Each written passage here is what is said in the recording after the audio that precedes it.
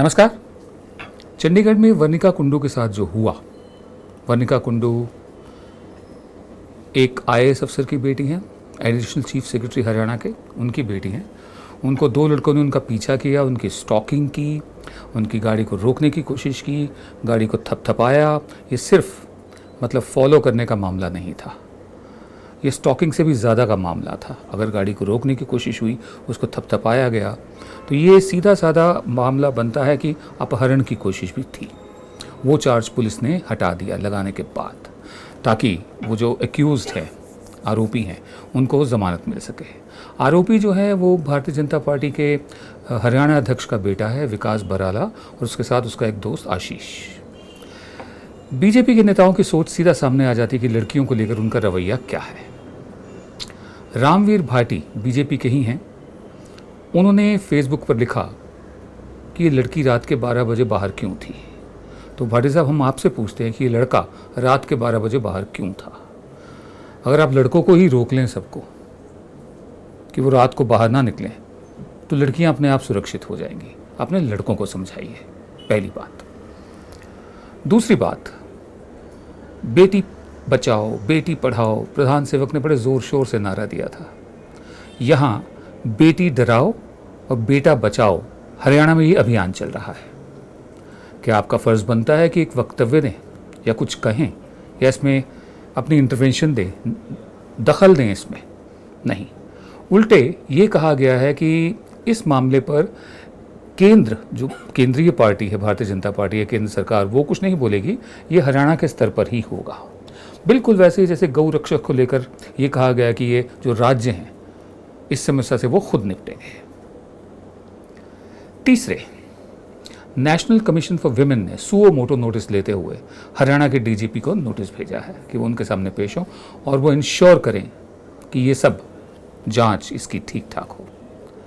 चौथे, पिछले साल की बात है, पिछले साल तक भी ये कहा गया था, वैसे 2014 से ये सिलसिला शुरू हुआ था, जब प्रधान सेवक ने अनाप शनाप वायदे कर दिए थे, नारे दे दिए थे, जो अभी तक एक भी पूरा होता नहीं दिख रहा, और सिर्फ 1 साल और 9.5 महीने रह गए चुनाव में। एक नारा ये था, बहुत हुआ नारी पर वार, अब की बार मोदी सरकार।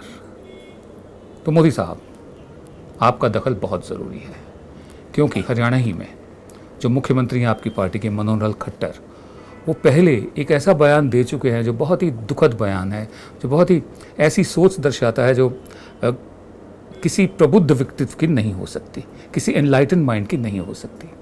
लड़कियों की पोशाक के बारे में उन्होंने कहा था, अगर उनको ऐसे ही कपड़े पहनने हैं, चाहे वो स्कर्ट हो या जीन्स हो, तो फिर वो जो शब्द इस्तेमाल किया था वो मैं नहीं कर सकता, उसका शुद्ध हिंदी है निर्वस्त्र। अगर ऐसे ही कपड़े पहनने हैं तो फिर निर्वस्त्र घूमें। आप खुद अंदाज़ा लगा सकते हैं निर्वस्त्र को आम बोलचाल की ज़ुबान में क्या कहते हैं। किस दुनिया में रह रहे हैं आप लोग? हाँ, अब भी तक दबा के रखने की जो प्रवृत्ति है, लड़कियों को बाहर नहीं निकलने देना, लड़के जो मर्जी करें। ये वही इसी बात को मुलायम सिंह यादव ने भी कहा था, लड़के हैं गलती हो जाती है। उन्होंने बलात्कार को लेकर कहा था कि लड़के हैं गलती हो जाती है।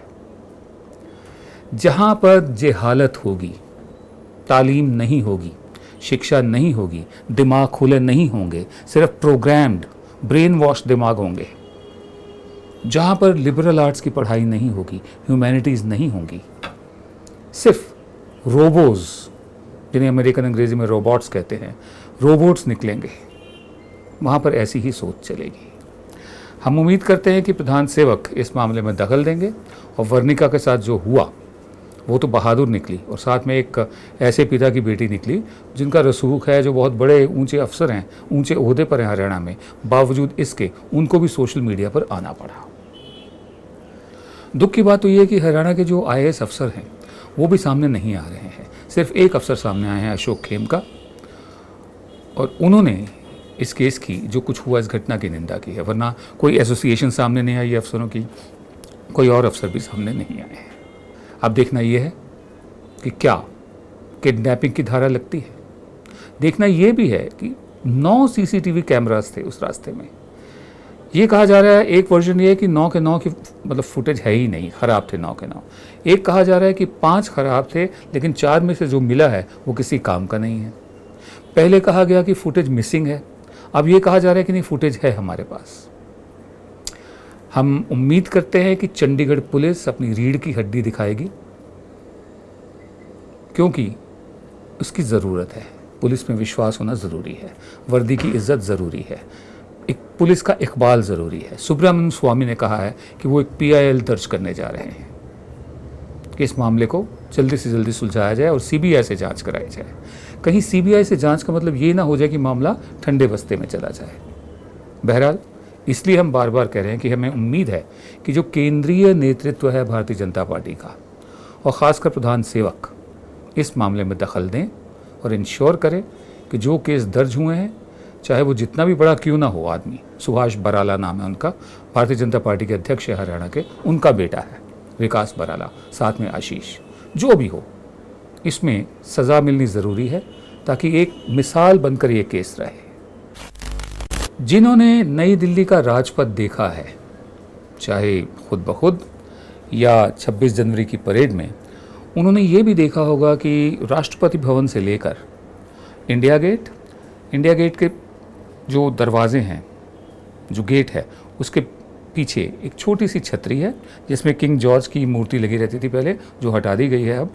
उसके पीछे नेशनल स्टेडियम है, जो प्लान में नहीं था, लटेंस के प्लान में नहीं था। लटेंस का इरादा था कि अगर आप एक दफ़े रायजीना हिल पर खड़े हैं, राष्ट्रपति भवन की तरफ आपकी पीठ है, तो एक ही निगाह में आपको पूरे इतिहास की झलक मिल जाए। राष्ट्रपति भवन जो मौजूदा समय है, वहाँ से लेकर सीधा छतरी से होते हुए पुराना किला दिखेगा आपको। पुराना किला शेरशाह सूरी का भी ताल्लुक़ है उससे, और हुमायूं, उसकी मौत भी वहीं हुई थी, लाइब्रेरी से फिसल कर गिरा था वो, छतरी वाली लाइब्रेरी अभी भी वहाँ पर है। और वहीं पुराना किला ही में इंद्रप्रस्थ माना जाता है, गांव था इंद्रपत, जिसे इंद्रप्रस्थ कहा जाता है, जिसे पांडवों का गांव कहा जाता है। और उसके बाद जमुना नदी, यानी समय भी स्थगित हो जाता है वहाँ पर, और पूरे इतिहास का एक ही निगाह में अवलोकन हो जाता है, आप देख पाते हैं। तो अवधारणा तो ये थी। अब बहुत लोगों को याद होगा कि कुछ साल पहले तक ये मांग उठी थी कि इस छतरी को तोड़ दिया जाए। जो इंडिया गेट के पीछे छतरी है, जिसमें किंग जॉर्ज की मूर्ति लगी हुई है, उसको तोड़ दिया जाए, क्योंकि ये गुलामी का प्रतीक है। तो काउंटर आर्ग्यूमेंट ये था कि छतरी को तोड़ने से क्या इतिहास बदल जाता है? क्या आप इतिहास मिटा सकते हैं? बिल्कुल यही महाराष्ट्र में हो रहा है। महाराष्ट्र में 8वीं और 9वीं की किताबों से जो मुगल काल रहा, 1526 से लेकर 1857, बाबर से लेकर बहादुर शाह जफ़र, उसको पूरा हटा दिया गया है। सिर्फ 3 लाइनों में उसकी व्याख्या की गई है मुगल काल की, पूरे मुगल काल की। जो जो मुगल कालीन इमारतें हैं उनका कोई जिक्र नहीं, जो जो बादशाह हुए हैं उनका कोई जिक्र नहीं। अकबर का बस थोड़ा सा जिक्र है 2-3 लाइनों में, और बाकी सब हटा दिया गया है और फोकस शिवाजी पर आ गया है। ये मुंबई मिरर नाम का अखबार है, उसकी रिपोर्ट है। और इससे पहले राजस्थान में भी ऐसा हो चुका है। अच्छा हाँ, और मुगलों से पहले जो थे, चाहे वो लोधीस थे, चाहे वो शर्कीस थे, जौनपुर के शर्की डायनास्टी, रज़िया सुल्ताना जिसने दिल्ली पर राज किया था, तुगलक डायनास्टी, किसी का कोई जिक्र नहीं है। अब ऐसा तो हो नहीं सकता कि अगर आपने किसी एक राज्य की किताब से कुछ हटा दिया तो वो इतिहास ही बदल गया, इतिहास ख़त्म हो गया। मुझे याद है हम लाहौर गए थे 2003 में, तो यहाँ से अब काफ़ी सारे सांसदों को साथ लेकर गए थे। तो जो किला है लाहौर का, जब उसे देखने गए तो बीजेपी के एक सांसद थे, वो भी अंदर गए। मैं देख के आ चुका था एक दिन पहले। जब बाहर आए तो बड़े हैरानी से बोले कि यहाँ तो इन्होंने लिखा हुआ है कि लाहौर शहर हिंदुओं के मुकद्दस यानी पवित्र रामचंद्र जी के बेटे लव ने बसाया था, लव उरु। ये तो मानते हैं इस बात को? मैंने कहा हाँ, क्योंकि आप जैसे नहीं हैं जो सोचते हैं कि एक पुरानी हिस्टोरिकल हेरिटेज मस्जिद गिराने से, जो मस्जिद है भी नहीं, विवादित स्थल है, आप इतिहास बदल देंगे। इतिहास कभी बदला नहीं जाता। महाराष्ट्र में मुगलकालीन इतिहास बेशक 8वीं और 9वीं की किताब से हटा दिया गया हो, लाइब्रेरियों में ज़िंदा है, प्रोफेसर्स के दिमागों में ज़िंदा है और किताबों में ज़िंदा है, और ओरल तो हमारा होता ही है, एक ट्रेडिशन जो है। ये बड़ी अजीबोगरीब बात है, ये रेट्रोग्रेड स्टेप है। बिल्कुल उसी तरह की छतरी तोड़ दो तो इसका मतलब ये होगा कि अंग्रेज़ों ने हम पर राज किया ही नहीं। भला मुझे क्या एतराज़ हो सकता है अगर मुझे इतिहास में पढ़ाया जाए कि अंग्रेज़ों ने भी यहाँ राज किया था? और मुग़ल हों या लोधीस हों, वो तो लोग यहाँ पर बसने आए थे, वो यहाँ का पैसा बाहर नहीं ले गए अंग्रेज़ों की तरह, बल्कि उन्होंने तो बहुत कुछ दिया इस देश को। अब पुराना पता नहीं कितने 100 साल पुराने शिकायतें लेकर बैठे रहना, उस पर एक शेर मैं आपको सुनाता हूँ अदम गोंडवी साहब का। उनका कहना है, अगर गलतियाँ बाबर की थीं, अगर गलतियाँ बाबर की थीं 1526 में, तो जुम्मन का घर फिर क्यों जले? जुम्मन तो आज है। गलतियाँ बाबर की थी, जुम्मन का घर फिर क्यों जले? इस सवाल का जवाब ढूंढिए। हम आपसे कल फिर मिलेंगे। नमस्कार। आप देख रहे थे जन गण मन की बात। हम आपसे एक बार फिर इल्तिजा करेंगे, रिक्वेस्ट करेंगे कि आप YouTube पर हमारे जो चैनल है उस पर सब्सक्राइब का बटन दबाइए, साथ में घंटी बनी हुई है, घंटी को दबाइए, ताकि जब भी नया वीडियो अपलोड हो आपको खुद ब खुद सूचना उसकी मिल जाए।